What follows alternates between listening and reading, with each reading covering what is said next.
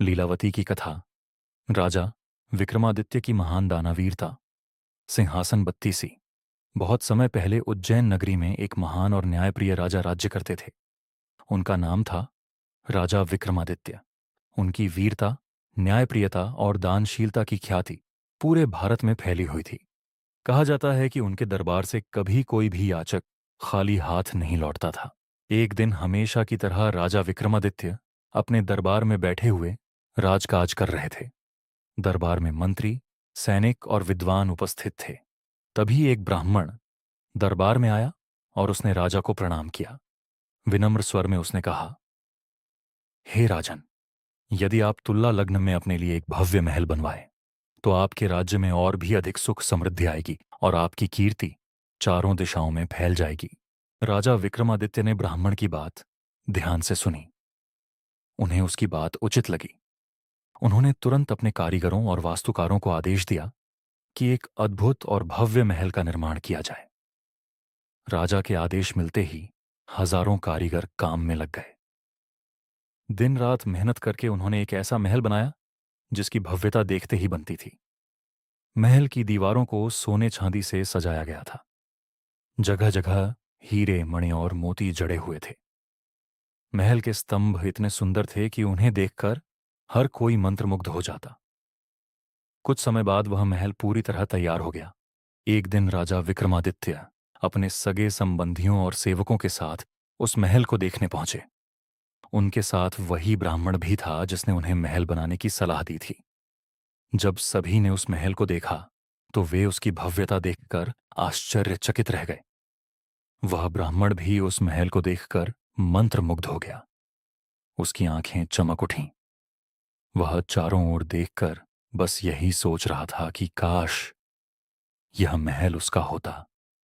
अचानक उसके मुंह से निकल पड़ा, काश इस महल का मालिक मैं होता। राजा विक्रमादित्य ने जैसे ही यह शब्द सुने, वे मुस्कुराए और तुरंत बोले, ब्राह्मण देव, यदि आपकी यही इच्छा है तो आज से यह महल आपका हुआ। यह सुनते ही वहां खड़े सभी लोग स्तब्ध रह गए।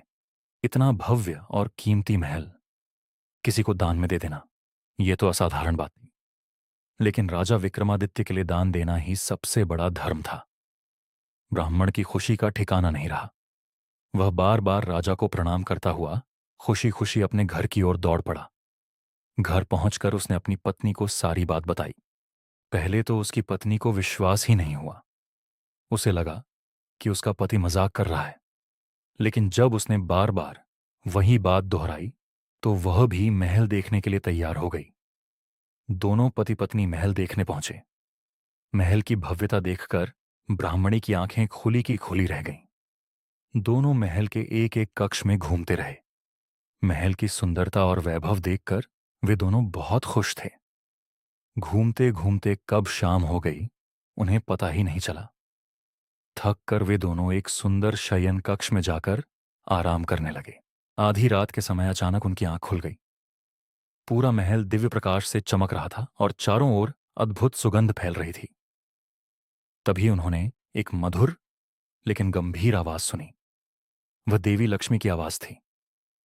देवी लक्ष्मी प्रकट होकर बोली, मैं तुम्हारे भाग्य से यहां आई हूं। तुम जो भी इच्छा करोगे मैं उसे पूरा कर दूंगी। लेकिन ब्राह्मण और उसकी पत्नी डर से कांपने लगे। ब्राह्मणी तो भय से बेहोश ही हो गई। देवी लक्ष्मी ने 3 बार अपनी बात दोहराई, लेकिन डर के कारण ब्राह्मण कुछ भी नहीं मांग सका। आखिरकार देवी लक्ष्मी क्रोधित होकर वहां से चली गईं और महल का सारा प्रकाश भी गायब हो गया। सुबह होते ही ब्राह्मण की पत्नी बोली, यह महल अवश्य भूत प्रेतों का है। इससे अच्छा तो हमारा छोटा सा घर है जहां हमें शांति की नींद आती है। ब्राह्मण को भी उसकी बात सही लगी। दोनों तुरंत महल छोड़कर अपनी पुरानी कुटिया में लौट आए। अगले ही दिन ब्राह्मण राजा विक्रमादित्य के पास पहुंचा और विनती करने लगा, हे राजन, कृपया अपना महल वापस ले लीजिए। लेकिन राजा विक्रमादित्य दान में दी हुई वस्तु वापस कैसे लेते? उन्होंने बहुत सोचने के बाद उस महल का उचित मूल्य लगाकर उसे ब्राह्मण से खरीद लिया। इसके बाद राजा स्वयं उस महल में रहने लगे। एक रात जब राजा सो रहे थे तब देवी लक्ष्मी फिर से प्रकट हुई। उन्होंने कहा, राजन, तुम जो भी चाहो मुझसे मांग सकते हो। राजा विक्रमादित्य विनम्र स्वर में बोले, देवी, आपकी कृपा से मेरे पास सब कुछ है, लेकिन यदि आप सचमुच कुछ देना चाहती हैं तो कृपा करके मेरे पूरे राज्य में धन की वर्षा कर दीजिए, ताकि मेरी प्रजा को किसी भी चीज की कमी न रहे। देवी लक्ष्मी मुस्कुराईं और अंतर्धान हो गईं।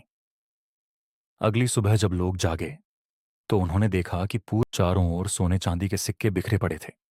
लोग वह धन लेकर राजा के पास आए और बोले, महाराज, यह धन आपका है।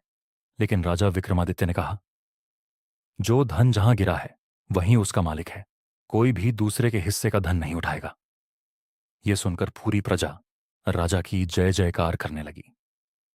राजा विक्रमादित्य की उदारता और प्रजा प्रेम का यह उदाहरण आज भी लोगों को सिखाता है कि सच्चा राजा वही होता है जो अपनी प्रजा की खुशियों को सबसे ऊपर रखता है।